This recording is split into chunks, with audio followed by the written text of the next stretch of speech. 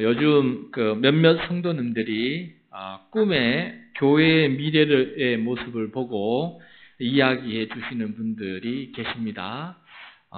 얘기하신 분도 계시고 안 하는 분도 계시겠지만은 제가 들은 분들의 이야기를 함께 나누고자 합니다. 가장 먼저 교회의 미래의 꿈을 꾸고 이야기해 주신 분은 우리 최효영 사모님이십니다.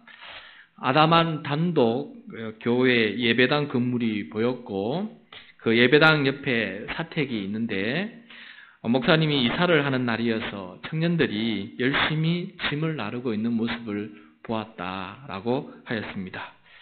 그러고 난 다음에 또 최근에 우리 최주환 지사님께서도 꿈에 교회의 미래를 보게 되었는데 우리 예배실보다 조금 더 넓은 곳에서 약 한 150명의 성도들이 앉아서 예배를 드리는데 그 중에 한 20여 분은 외국인이었다라고 합니다. 그리고 또 가장 최근에 우리 최경희 권사님께서 또 꿈에 교회의 미래의 모습을 보셨다고 하시는데 예배당에 크게 두 줄로 성도들이 앉아 있는데 성도들이 가득 차서 자신은 앉을 자리가 없어서 맨 뒤에 앉게 되었다라고 말씀하셨습니다. 빈자리가 많아도 맨 뒤에 앉아 계시는데 성도들이 가득 차서 맨 뒤에 앉을 수밖에 없었다라고 하는 것을 듣게 되었습니다.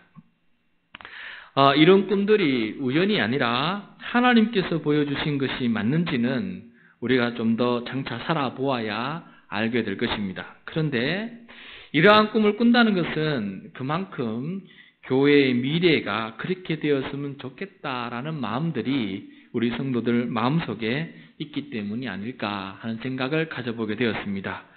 그리고 이런 좋은 꿈은 나쁜 꿈보다는 우리들의 마음속에 기쁨을 주고 또 행복하게 만들어주고 또 뭔가를 기대하게끔 만들어주는 그런 꿈이라서 우리에게 도움이 되는 꿈이라는 생각을 가지게 되었습니다.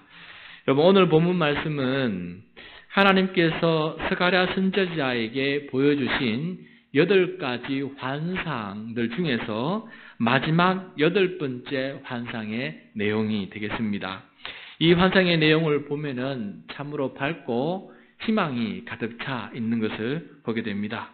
하나님께서 이 환상을 백성들에게 전하라고 하였습니다. 그 이유는 아마도 우리가 그 꿈을 들을 때 기쁜 마음이 생기고 기대가 생기는 것처럼 이 백성들에게 가서 이 환상을 전하여라. 그리고 그 환상을 들으면서 백성들이 기쁨을 얻고 기대를 가지고 소망 가운데 살아갈 수 있도록 그렇게 하라고 말씀하신 것입니다. 아마도 스가랴의 이 8가지 환상은 그때그때마다 백성들에게 전해 주었을 것이고 또 15년 동안 중단된 성전 건축이 다시금 재건되어서 완성되는 놀라운 것을 경험해 볼 때 환상은 우리들에게 큰 믿음의 힘을 주고 있는 것 같습니다. 오늘 설교는 스가랴가 본 환상을 통해서 하나님께서 자기 백성을 어떻게 다스리시며 이끌어 가시며 또 역사를 만들어 가시는지를 함께 깨닫고 오늘 우리에게 주시는 하나님의 음성을 함께 듣고자 합니다. 지난주일 말씀을 전하면서 스가랴의 시대적 배경을 말씀을 드렸는데 잠깐 정리하면 이렇습니다. 유대인들이 불순종하게 되어서 나라가 멸망하게 되었습니다. 그래서 바벨론 제국에 의해서 멸망을 당하고 유대인들의 많은 사람들이 끌려서 그 바벨론 땅에 가서 낯선 땅, 이국 땅에서 살게 되었습니다. 나라가 멸망하는 것이 끝인 줄 알고 우리는 이제 끝이다라고 생각할 때 하나님께서는 이 멸망은 멸망이 아니라 다시금 회복을 향한 하나님의 훈련이다라고 말씀하시면서 선지자 예레미야를 통해서 70년 만에 귀환하게 될 것이다 라고 말씀해 주셨습니다. 그래서 그들은 70년 동안 하나님을 기다리면서 성경 말씀과 모여서 회당에 모여서 열심히 하나님의 말씀을 기억하면서 예배드리면서 70년의 회복을 기다리고 있었습니다. 그래서 결국에는 하나님께서 그 약속을 지켜주셔서 고국으로 돌아오게 되었죠. 돌아서 자기 집을 짓기 전에 먼저 하나님의 성전을 다시금 짓게 됩니다. 무너진 성전을 기초돌을 놓고 계속해서 지어 나가야 되는데 2달 만에 성전 건축이 중단되고 말았습니다. 왜 그랬습니까? 여러 가지 이유가 많았습니다. 첫째는 영적인 실망감이 가장 컸던 걸로 보게 됩니다. 왜냐하면은 바벨론 제국에 있을 때에는 멋있는 피라미드와 같이 애국과 비교해서 멋있는 그 계단이 있는 높은 성전을 바라보다가 이 고국에 돌아와서 우리 성전만한 이 작은 박스만한 성전에 기초돌을 놓고 나니까 여러분 이렇게 또 세워놓고 보니까 넓어 보이지만은 건물이 세워지지 않은 상태에서 기초돌만 놓으면은 굉장히 또 작아 보여요. 왜냐하면 아직까지 눈에 보이지 않는 그 건물 앞에 기초만 조그맣게 닦아 놓으면은 이게 무슨 건물일까? 여기에 무슨 성전이 될까? 할 그런 마음이 실망감이 생기거든요.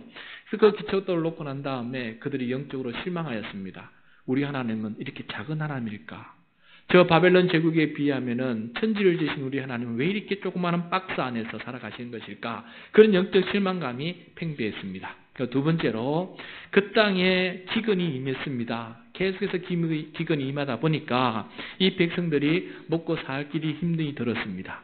그래서 성전 건축하는 것보다 일단 먹고 사는 것이 너무 힘들어서 성전 건축을 중단해야 될 그런 마음들이 자꾸 생기는 것이에요.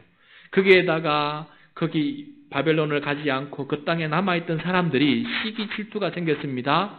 돌아온 사람들이 성전을 건축하니까 질투가 생겨서 못하게끔 방해 공작을 펴니다. 아무리 방해 공작을 피워도 성전은 건축이 되니까 그때는 하기 어쩔 수 없이 돈을 들여서 저 바벨론 제국의 관료들을 돈으로 매수해서 성전을 건축하지 못하도록 명령을 내려서 성전이 중단되고 말았습니다. 이런 상황 속에 지금 스가랴가 하나님께 부름을 받아서 말씀을 전하고 있는 것입니다.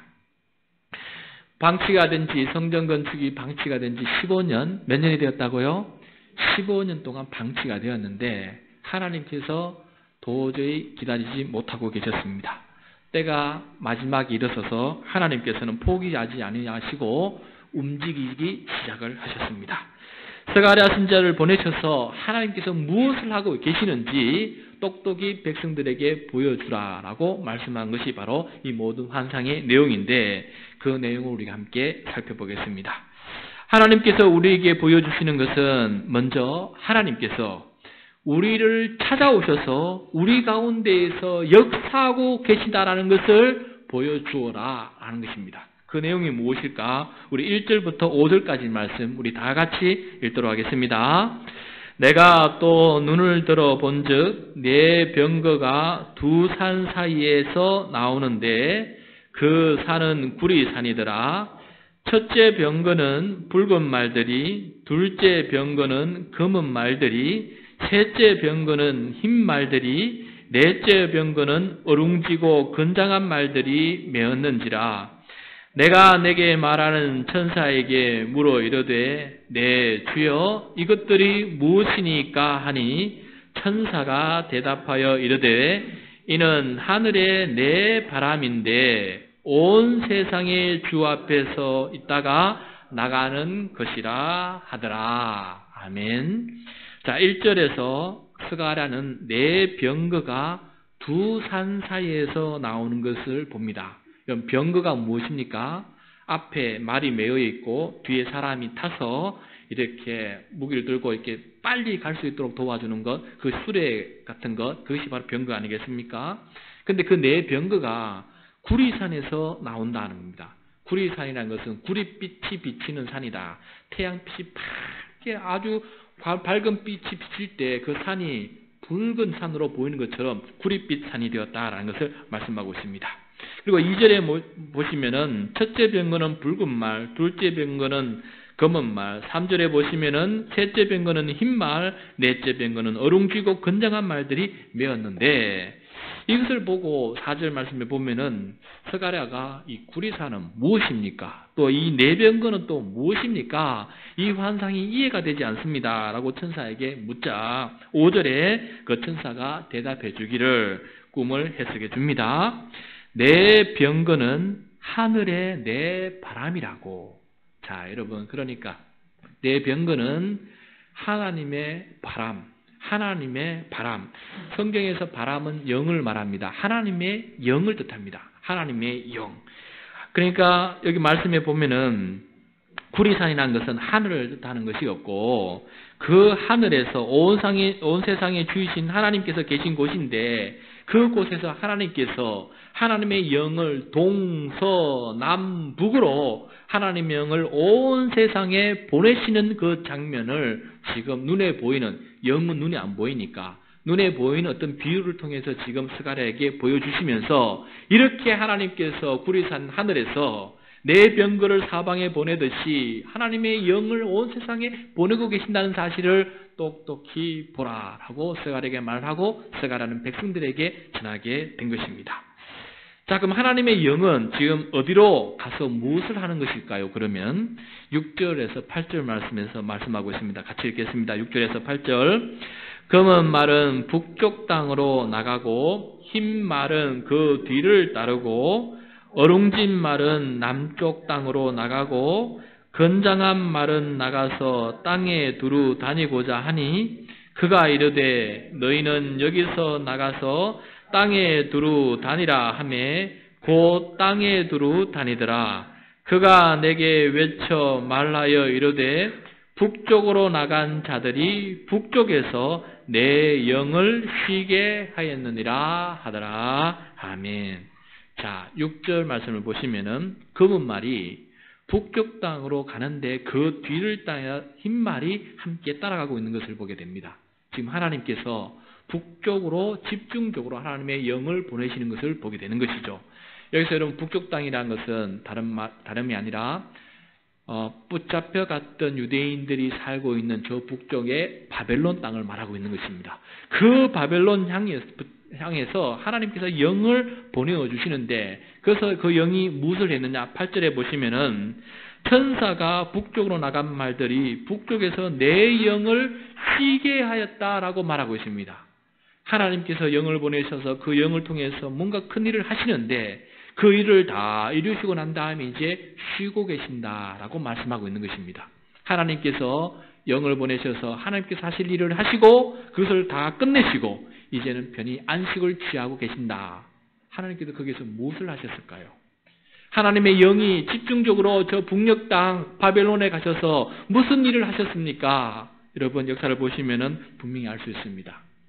하나님께서 70년 만에 귀환하시기라고 약속을 하셨는데 70년이 찼습니다. 그래서 바벨론 제국이 멸망당하고 페르시아 제국이 세워졌습니다. 그런데 놀랍게도 이 페르시아 제국의 정책은 귀에 붙잡혀온 모든 나라 민족들에게 포용 정책을 펼치고 그들이 원하면 자기 땅으로 돌아가게끔 정책을 펼친 것입니다.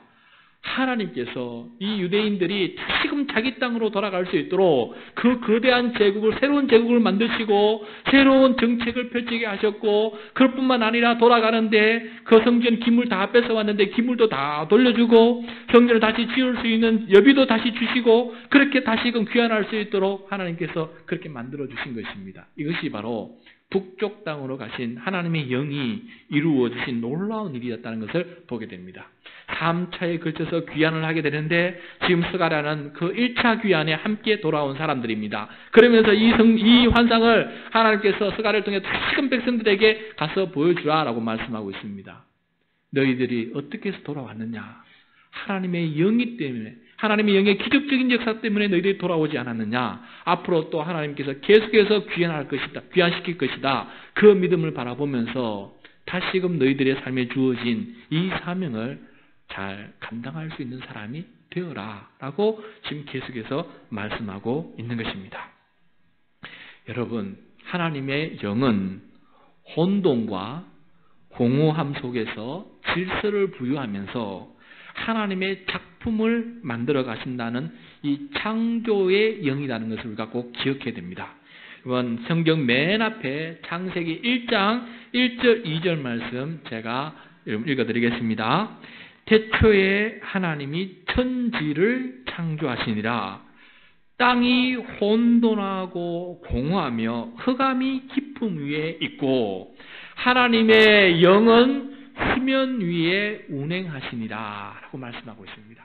여러분, 하나님께서는 스가랴에게 천지를 창조하신 하나님의 영의 그 천지 창조 역사를 지금 다시금 보여주고 있는 것입니다.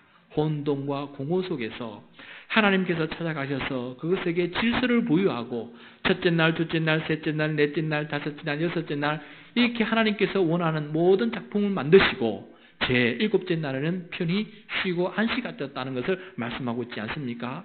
그 창조의 영이, 창조의 역사가 지금 스가랴에게 그대로 보여주시면서 그 하나님의 놀라운 역사가 지금도 이루어지고 있으니 그 하나님의 영에 응답하는 사람이 되어라 라고 지금 백성들에게 말씀하고 있는 것입니다. 여러분, 하나님의 영에 응답하는 우리 모두가 될 수 있기를 바랍니다. 우리가 지금 이 자리에 있는 것도 하나님의 영이 운행하고 역사하여서 우리가 이 자리에 있게 되었다는 사실을 깨달을 수 있기를 바랍니다. 이것을 믿으라고 하나님께서는 스가랴에게 환상을 보여주신 것입니다. 하나님의 꿈, 하나님의 비전을 보여주신 것입니다. 하나님께서 우리의 삶에 찾아오셔서 역사하시고 계신다는 것은 바로 이 지금 대림절의 주제가 아니겠습니까?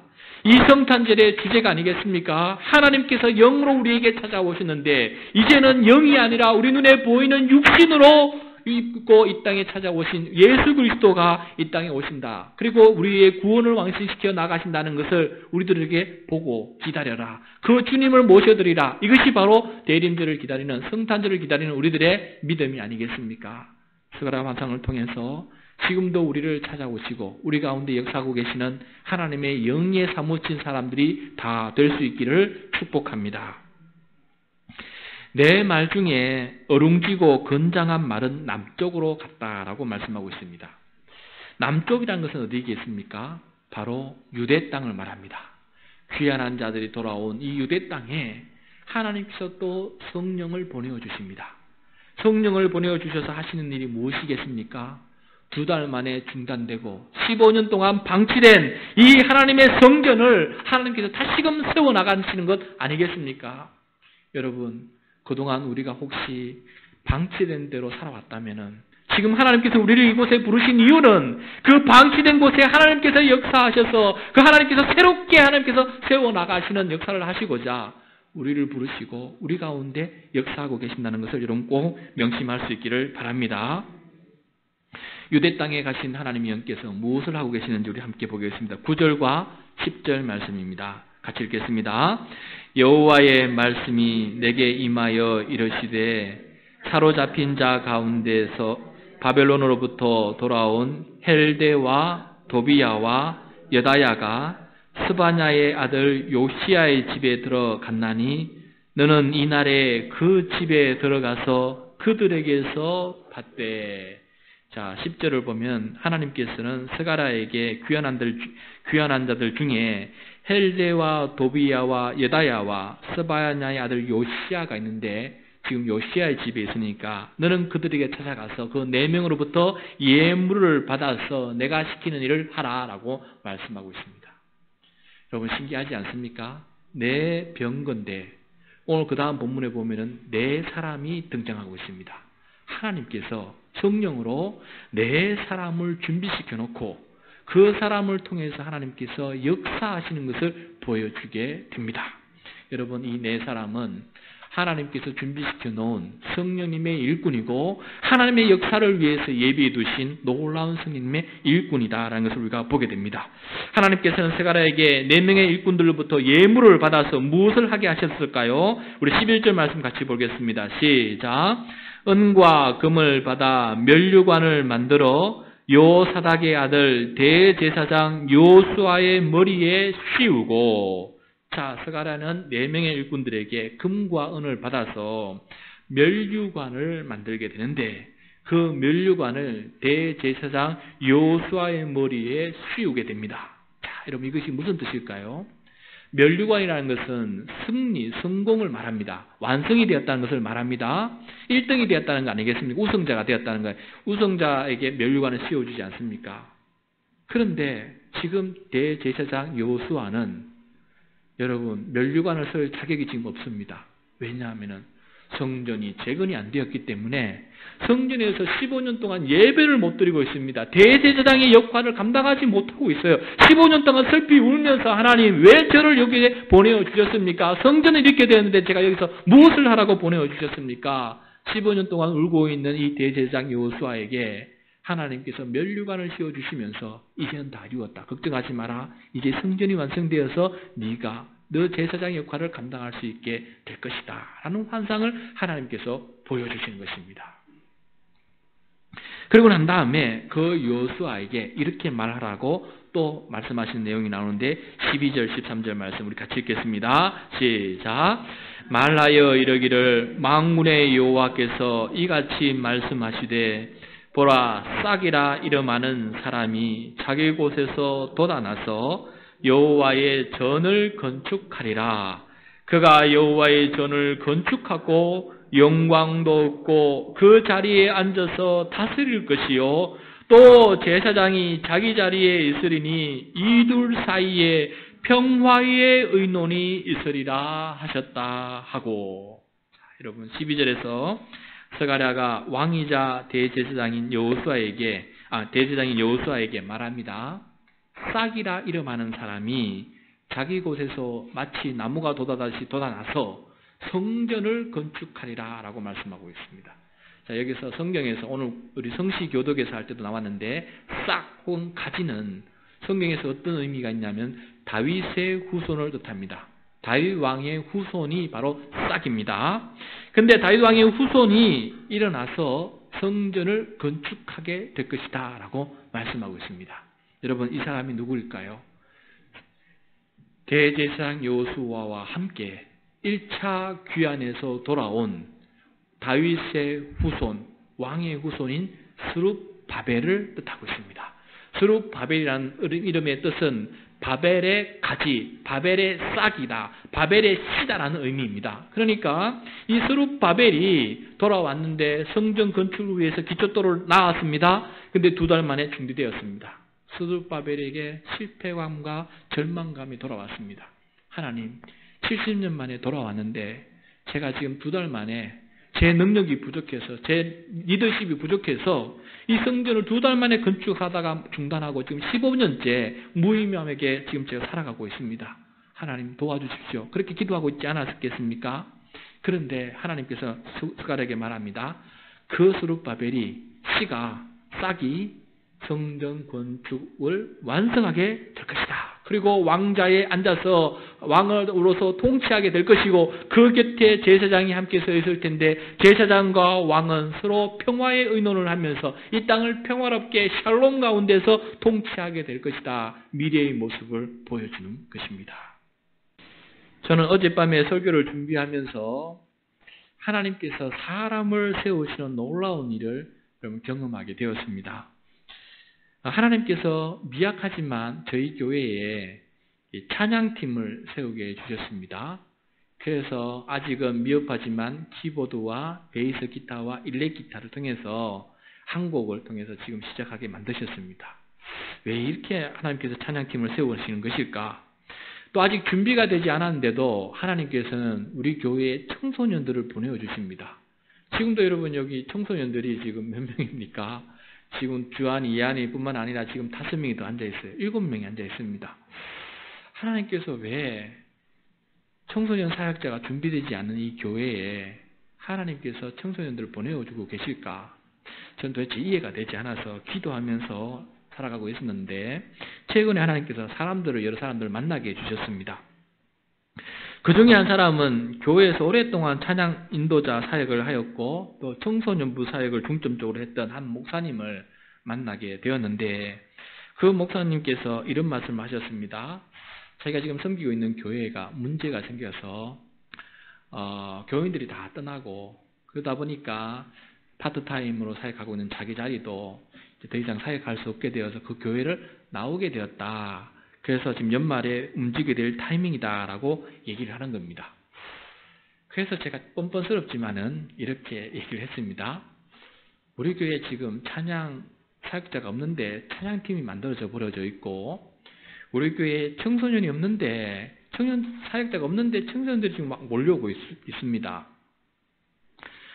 그럼 우리는 교회는 사례비도 줄 형편도 못 되고 기껏 해봐야 교통비라도 조금 줄 수 있는 형편이 될지 모르겠는데 우리가 단기 선교로 1년 동안 해외도 나가는데 한 1년 정도 우리 교회에 오셔서 이렇게 좀 선교 주면 어떻겠습니까? 라고 이렇게 뻔뻔스럽게 얘기를 했습니다. 그랬더니 그 목사님이 벌써 2군데 이력서를 내려놨다고 이렇게 얘기를 해요. 그래서 안 되겠다 하고 마음을 접고 기도가 있었는데 어젯밤에 그 목사님께 전화가 왔습니다. 목사님, 제가 목사님 교회에 가서 섬기겠습니다 라고 전화가 온 것입니다. 할렐루야.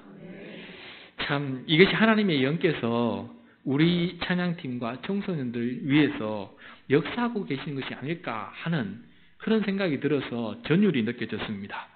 그분의 그 아름다운 섬김과 헌신, 순종이 참 저에게는 굉장히 크게 다가오는 그런 역사로 느껴지게 되었습니다.